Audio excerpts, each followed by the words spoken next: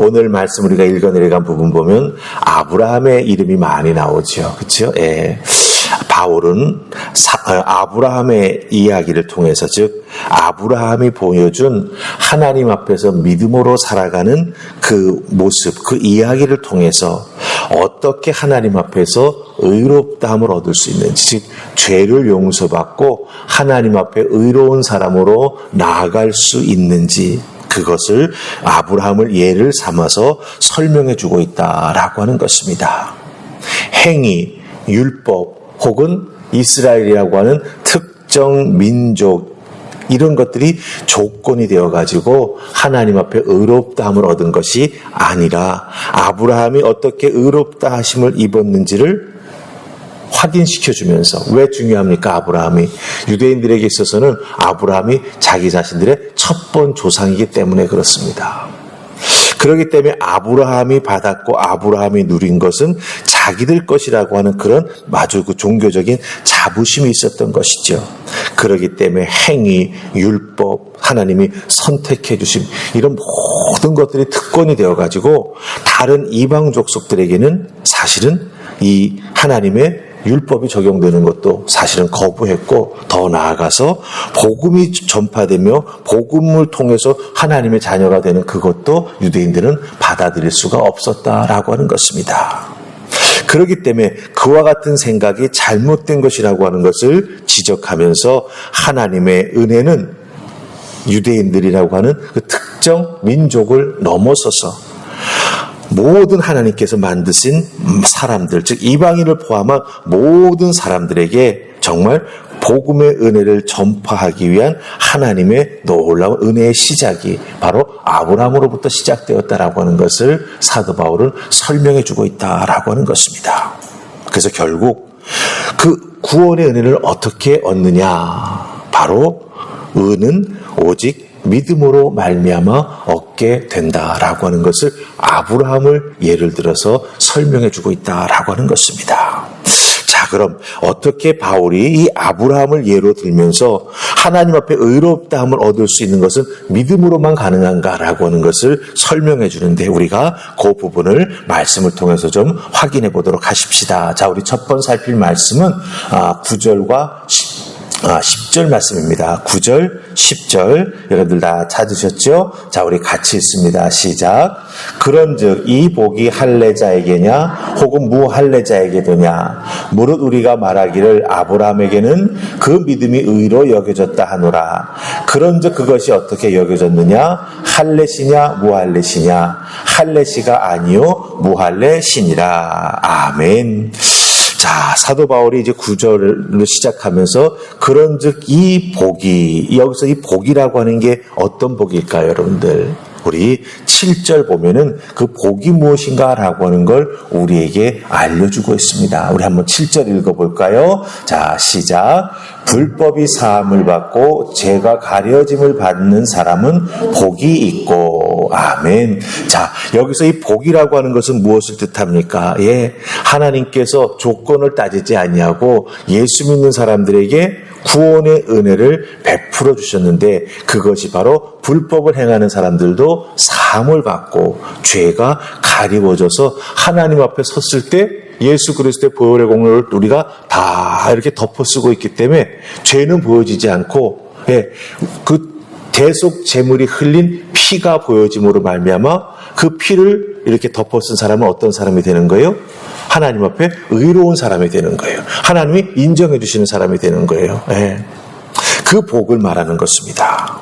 그러니까 사도 바울은 이 복을 통해서, 즉 죄가 가려지고, 예, 복이 할례를 받은 사람에게만 해당되는 것이 아니고 할례 받지 않은 사람들에게도 해당되는가라고 하는 걸 사실은 9절에서 질문하고 있습니다. 왜냐하면 유대인들은 아브라함이 언제 하나님 앞에서 의롭다함을 얻었는지 창세기 말씀을 통해서 너무나 잘 알고 있다라고 하는 거예요. 예.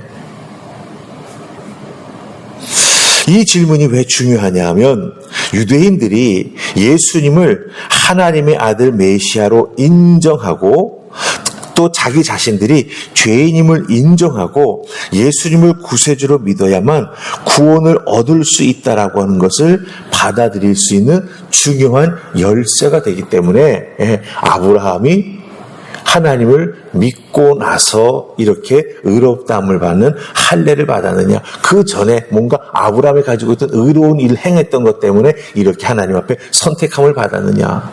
그걸 질문하는 거예요.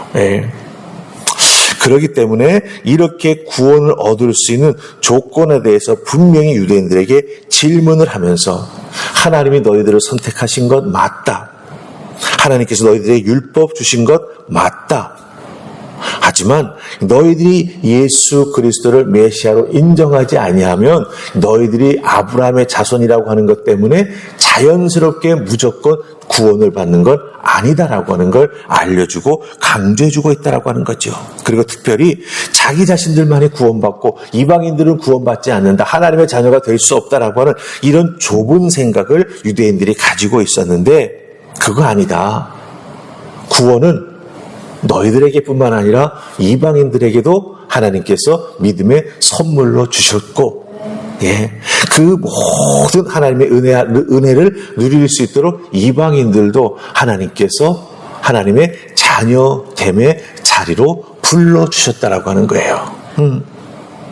그러니까 이 유대인들이 하고 있던 생각하고 정반대의 설명을 지금 이 아브라함을 예로 들면서 사도 바울이 설명을 해주고 있다라고 하는 것입니다. 10절에 따르면 아브라함이 하나님께 의롭다함을 얻은 것은 할례 받기 이전입니다. 창세기 15장 6절에 나와요. 그리고 아브라함이 할례를 몇 살에 받냐면 99세에 받습니다. 창세기 17장에 나와요. 그러니까 이 유대인들은 할례 받은 것이 자기들이 하나님 앞에 의롭다함을 받은 정말 증거라고 이야기하지만 사실 사도 바울이 여기서 증거하는 것은 지금 강조하는 건 뭐냐면 할례는 하나님께 의롭다함을 받은 표시에 불과하지 그것이 어떤 특권이 되는 것이 아니다라고 하는 것이죠. 그래서 육체의 할례보다 더 중요한 게 무엇이라고 말합니까? 마음의 할례를 받는 게 더 중요하다라고 사도 바울은 말하고 있다라고 하는 것입니다. 그렇기 때문에 아브라함은 유대인들의 조상이 될 뿐만 아니라 모든 무할례자들, 이방인까지도 포함하는 예수 그리스도를 믿는 모든 자들의 조상이 된다라고 말하는 것이죠. 여러분들 이게 정말 중요합니다. 왜 중요한지 아십니까? 이 귀한 구원의 원리가 이 복음이라고 하는 것이 시대와 모든 사람을 넘어서서 복음이 확장되는 놀라운 모습을 보여주고 있기 때문이에요. 우리 예수님께서 마지막으로 이 땅에 남아있는 예수님의 제자들에게 어떤 명령을 주셨습니까? 마태복음 28장 19절 이하 말씀 주셨지 않습니까? 복음 가지고 땅 끝까지 가라. 모든 사람을 제자 삼아라. 가르쳐 지키게 하라. 이 말씀해 주셨지 않습니까? 이것을 정말 이 유대인들이 바르게 깨달아 알 수 있도록 이 복음을 제대로 설명해 주기 위해서 율법, 할례 이것에 대한 제대로 된 의미를 하나하나 알려줌으로 말미암아 복음이 땅끝까지 나아갈 수 있는 놀라운 설명을 지금 사도 바울이 해주고 있다라고 하는 거죠. 그 은혜를 우리가 오늘날 덧입고 그 구원의 은혜 안에 머물고 있다라고 하는 것입니다. 그래서 여러분들 이 신약 성경을 보면 예수님의 족보가 나오지 않습니까? 누가 누굴 낳고 누가 누굴 낳고 누가 누굴 낳고 이게 굉장히 큰 은혜예요. 이게 단순히 낳았다라고 하는 의미가 아니라 이 사람을 통해서 이 사람에게 복음이 전해지고 이 사람을 통해서 하나님의 뜻이 전해지고 이 사람을 통해서 하나님의 많은 이 모든 인류를 구원하시기 원하는 그 사랑과 은혜가 전해져서 어떻게 됐다? 내가 복음을 듣고 구원받을 수 있었다라고 하는 거예요. 그래서 여러분에게 누군가 복음을 전해준 그 사람이 말하자면 예수 그리스도의 족보에 쓰여져 있는 그 한 사람과 같은 역할을 해 주었다라고 하는 것이죠.